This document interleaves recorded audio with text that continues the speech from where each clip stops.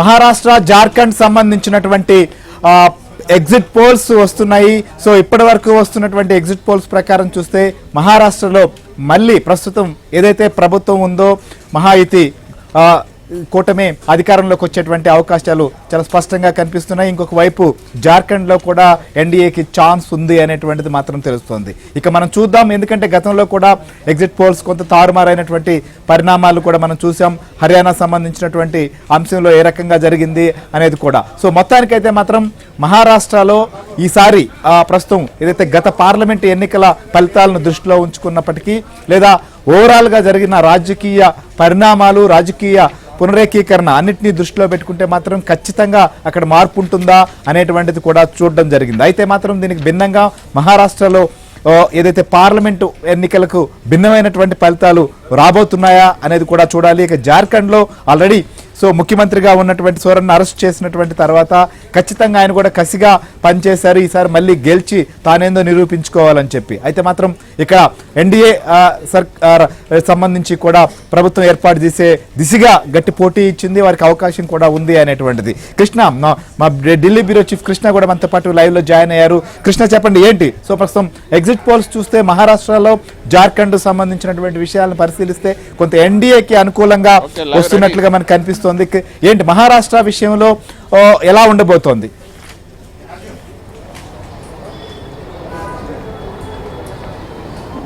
Hello hello hello right Krishna, ముఖ్యంగా మనం చూడొచ్చు ఫలితాలు ఏదైతే ప్రస్తుతం అటు మహారాష్ట్ర కావచ్చు జార్ఖండ్ కావచ్చు రెండు రాష్ట్రాలకు సంబంధించినటువంటి ఎగ్జిట్ పోల్స్ కూడా మనం చూస్తున్నాం.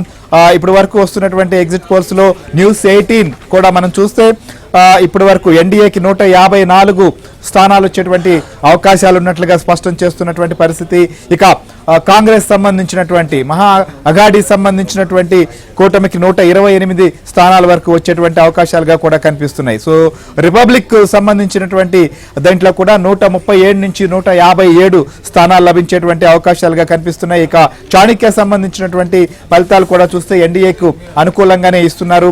సో మొత్తం 152 నుంచి 160 స్థానాల వరకు మహారాష్ట్రలో దక్కే అవకాశం ఉంది అన్నప్పుడు ఖచ్చితంగా ఈ ప్రభుత్వమే కొనసాగే అవకాశం ఉందా అనేది కూడా చూడాలి. సో ఈ రకంగా చూస్తే ఇటు మహారాష్ట్ర కావచ్చు జార్ఖండ్ కావచ్చు రెండు సంబంధించినటువంటి చోట్ల కూడా ప్రస్తుతం ఏదైతే ఖచ్చితంగా ఎన్డీఏకి అవకాశం కలగబోతోందా అనేటువంటిది కూడా చూడాలి. ఇక మిగిలినటువంటి సర్వే సంస్థలు కావచ్చు ఏజెన్సీలు కూడా దీనిపైన ఎగ్జిట్ పోల్స్ కూడా ఫలితాలు వెల్లడించబోతున్నాయి. కృష్ణ, ఏంటి మహారాష్ట్రలో ప్రభుత్వ మార్పు ఉండొచ్చు అనేటువంటిది కాంగ్రెస్ చాలా గట్టిగా భావిస్తూ వచ్చింది. ప్రస్తుతం వస్తున్నటువంటి ఎగ్జిట్ పోల్స్ చూస్తే తిరిగి ఏదైతే మహాయుతికి అవకాశాలు ఉన్నట్లుగా చెప్తున్నారు. ఏంటి అసలు మహారాష్ట్రలో ఈసారి పోలింగ్ సరళి కావచ్చు, ప్రస్తుతం వస్తున్నటువంటి ఎగ్జిట్ పోల్స్ ని బట్టి చూస్తే ఏం జరగబోతోంది?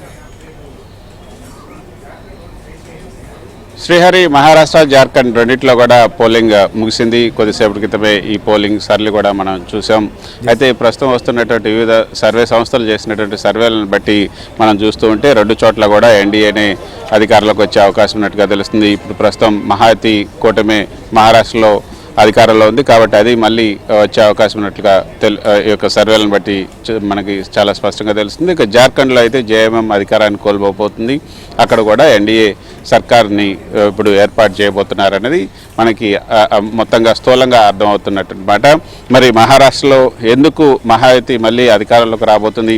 అక్కడ ఇటీవల జరిగినటువంటి ఏదైతే గతంలో పార్లమెంట్ ఎన్నికల్లో మొత్తం 47 స్థానాల్లో 30 స్థానాల వరకు కూడా ఇండియా కూటమి ఏదైతే కాంగ్రెస్ అదేవిధంగా శివసేన ఈ పార్టీలన్నీ ఎన్సీపీ ఇవన్నీ 30 స్థానాల వరకు గెలుచుకున్నాయి. అంటే సుమారు 150 స్థానాలకు పైగా గెలుచుకున్న మ్యాజిక్ ఫిగర్ దాటి కూడా గెలుచుకున్నటువంటి పరిస్థితి. మరి అప్పటి నుంచి ఇప్పటికీ పరిస్థితి ఏం మారింది? ఎందుకు మహారాష్ట్రలో ఈ యొక్క పరిస్థితి అంటే ఎన్డీఏకి మళ్ళీ ఏ విధంగా అనుకూలంగా ఉంది? ఎన్డీఏకి అనుకూలంగా ఉన్నటువంటి అంశాలేంటి? కాంగ్రెస్ అదేవిధంగా ఈ కూటమిని ఇండియా కూటమిని దెబ్బతీసినటువంటి అంశాలు ఏంటి? అదేవిధంగా జార్ఖండ్లో అక్కడ సోరెన్ని అరెస్ట్ చేసినప్పటికీ కూడా ఆ సింపతి ఎందుకు రాలేదు? తర్వాత వాళ్ళు ఎన్నో పథకాలను కూడా అక్కడ అమలు చేశారు. ప్రతి మహిళకి 1500 రూపాయల పథకాన్ని గత 2 నెలల నుంచి కూడా అమలు చేస్తున్నారు. తమ అధికారంలోకి వస్తే మళ్ళీ వాటిని కంటిన్యూ చేస్తామని కూడా చెప్పారు. అయినా కూడా ఎందుకు ప్రజలు నమ్మలేదు? అసలు ఈ వివరాలన్నింటినీ కూడా మనతో డిస్కస్ చేయడానికి బీజేపీ సీనియర్ నేత పురిగెల్ల రఘు మనతో ఉన్నారు. వారిని అడిగి మరిన్ని వివరాలు తెలుసుకున్నాం. రఘు గారు, మనం చూస్తున్నాం ఇప్పుడే ఎలక్షన్స్ కూడా పోలింగ్ కూడా అయిపోయింది. ఈ యొక్క సర్వే సంస్థలు కూడా వస్తున్నాయి. అన్నిట్లో కూడా మహారాష్ట్ర, జార్ఖండ్లో మీ ఎన్డీఏనే హవా అనిపిస్తుంది. సో మహారాష్ట్రలో ఎన్నికల ఫలితాలు ఈ విధంగా వస్తాయని మీరు ముందు ఊహించారా? తప్పనిసరిగా. ఎందుకంటే విశ్వసనీయత ఒక నరేంద్ర మోడీ గారు పరిపాలన మీద కేంద్రంలో విశ్వసనీయత, అదేవిధంగా 5 సంవత్సరాలు పరిపాలించినటువంటి జార్ఖండ్ ప్రభుత్వం మీద వ్యతిరేకత, అదేవిధంగా మహారాష్ట్రలో ప్రభుత్వం మీద, ఎన్డీఏ ప్రభుత్వం మీద విశ్వసనీయత. అంటే ఎక్కడా కూడా ఈ ఎన్నికల ప్రచారంలో నరేంద్ర మోడీని టార్గెట్ చేశారు తప్పించి అక్కడున్న ప్రభుత్వాన్ని, అక్కడ షిండేని కానీ, అక్కడ ఉన్నటువంటి ఫడ్నవీస్ని కానీ, అక్కడ ఉన్న మంత్రులను కానీ వీళ్ళు అవినీతి పరులు, లేకపోతే వీళ్ళు అది చేయలేదు, లేకపోతే అభివృద్ధి చేయలేదని వాళ్ళు చెప్పలేకపోయారు.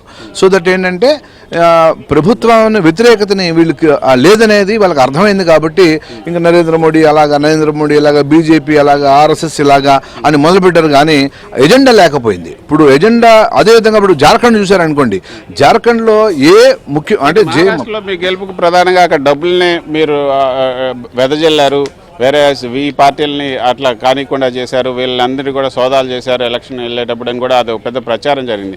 సో డబ్బుతోనే మీరు మళ్ళీ అధికారంలోకి వస్తున్నారని ఒక ప్రచారం జరుగుతుంది. దాని ఎట్లా? ఎన్నికల సమయంలో ఎన్నికల కమిషన్ ఆ పని చూస్తుంది. ఎవరు డబ్బు రవాణా మన తెలంగాణలో చూసాం, ఆంధ్రప్రదేశ్లో చూసాం ఏ విధంగా అయితే ఎన్నికల కమిషన్ నిష్పక్షపాతంగా పనిచేసిందో. కాబట్టి అక్కడ రిజల్ట్ చూసాం. ఫ్రీబీస్ ఇస్తే ఓటేస్తారు అనుకోవడం పొరపాటు అనేది ఆంధ్రప్రదేశ్ ఎన్నికల్లో జరిగింది, తెలంగాణ ఎన్నికలు చూసాము. ఇప్పుడు మహారాష్ట్ర ఎన్నికలు, జార్ఖండ్ ఎన్నికలు కూడా చూస్తాం. మహారాష్ట్ర ఫ్రీబీస్ ఏమి ఇవ్వాల, రైతులకి వ్యతిరేకత ఉంది అని చెప్పారు. అదొకటి మేము భయపెట్టాం, రైతుల్ని వీళ్ళు విష ప్రచారం చేశారు రైతులకు ఇది అని. బట్ అది కూడా ప్రజలు నమ్మలేదని పరిస్థితి ఎట్లా ఉంది? జార్ఖండ్ విషయానికి వస్తే ఎప్పుడైతే రీజనల్ పార్టీస్ కాంగ్రెస్ కలుస్తున్నాయో జార్ఖండ్లో, అప్పుడప్పుడు వాళ్ళు అవినీతి తారాస్థాయికి చేస్తున్నారు. ముఖ్యమంత్రులు ఎంతమంది బీజేపీకి చెందినటువంటి ముఖ్యమంత్రులు ఎవరు పనిచేసినా వాళ్ళంతా జైలుకి వెళ్ళారు, కోర్టు ద్వారా వెళ్ళారు. ఏదో బీజేపీ కేసులు పెట్టాలా. సో కోర్టు ద్వారా అక్కడ ఉన్నటువంటి ప్రజల ద్వారా జైలుకి వెళ్ళారు తప్పించి, ఈవెన్ ఇప్పుడు ముఖ్యమంత్రి కూడా సూర్యన్ కూడా తను కూడా జైలుకి వెళ్ళొచ్చాడు. సో ప్రజల విశ్వసనీయత కోల్పోవడము, అవినీతి విపరీతంగా చేయడము, అభివృద్ధి చెందకపోవడము, నిరుద్యోగ సమస్యను విపరీతంగా పెంచడము, ఇవన్నీ కారణాలు. డెఫినెట్ గా నరేంద్ర మోడీ కేంద్ర ప్రభుత్వ పరిపాలన ఇప్పుడు మనం చూసాం. మహారాష్ట్ర విషయానికి వస్తే కొంకణ్ తప్పించి మిగతా ప్రాంతాల్లో మన లోక్సభ ఎన్నికల్లో మేము బాగా చేయలేకపోయాం. కానీ నరేంద్ర మోడీ పరిపాలన గత 4-5 నెలల నుంచి పరిపాలన, అదేవిధంగా అక్కడ ఉన్నటువంటి రాష్ట్ర ప్రభుత్వ పరిపాలన రెండు బేరీజు వేసుకుంటే మళ్ళీ బీజేపీని తీసుకొచ్చారు. ఇది శ్రీహరి, మనం చూసాం లాస్ట్ టైం మహారాష్ట్రలో ఏదైతే 30 స్థానాల వరకు పార్లమెంట్ స్థానాలు గెలిచినటువంటి కాంగ్రెస్ అదేవిధంగా ఆ పార్టీ కూటమిలో కొంత సీట్ల సర్దుబాటు దగ్గర ఏదైతే డిస్టర్బెన్స్ జరిగిందో దానివల్ల కూడా ఎక్కువ నష్టం జరుగుతుంది అనేది మనకు ఈ సర్వే సంస్థల నుంచి వస్తున్నటువంటి ఈ సర్వే సంస్థలు ఈ యొక్క సర్వే నుంచి మనకి అర్థమవుతుంది. Thank you Krishna. ఇక మొత్తానికైతే మాత్రం మహారాష్ట్రలో ప్రస్తుతం ఉన్నటువంటి మహా అయితే కూటమి మళ్ళీ అధికారంలోకి వచ్చేటువంటి అవకాశం ఉన్నట్లుగా తెలుస్తోంది. సో హేమంత్ సోరెన్ జైలుకి వెళ్ళొచ్చినప్పటికీ, ఫ్రీబీజ్ ఆల్రెడీ ప్రారంభించినప్పటికీ కూడా అనుకున్న ఫలితాలు సాధించలేదు. అక్కడ కూడా ఎన్డీఏ కూటమి అధికారంలోకి రాబోతున్నట్లుగా ప్రస్తుతం వస్తున్నటువంటి ఏదైతే ఎగ్జిట్ పోల్స్ ను బట్టి అర్థమవుతోంది. ఇక 23న ఫలితాలు కూడా రాబోతున్నాయి. ప్రజలు ఎవరికి పట్టం కట్టబోతున్నారు